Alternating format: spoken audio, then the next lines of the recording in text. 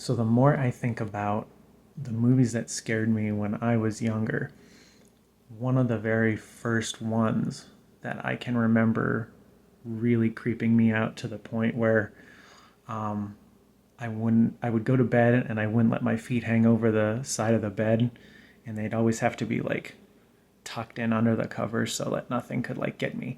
Was the Blob from 1958 with Steve McQueen, and I don't remember the exact like situation in which I saw it, but I remember seeing it with my mom. I remember it being on TNT because they played a lot of that older stuff when I was younger, and we watched it. And there was something about the Blob.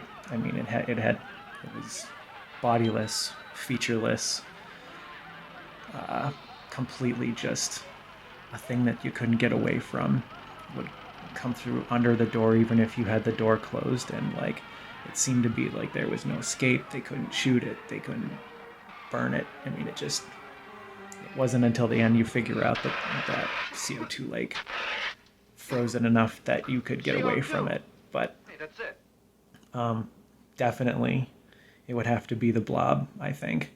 There was another one I can remember um, later on after that was a trauma movie called Monster in the Closet, which also creeped me out quite a bit, mainly just because at the age I saw it, I know it's a comedy now. I mean, watching it now, it's a goofy, stupid movie, but when I was a kid and you watch that movie, the monster is pretty scary. It had this thing that came out of its mouth that like attacked people. So it was a monster within a monster.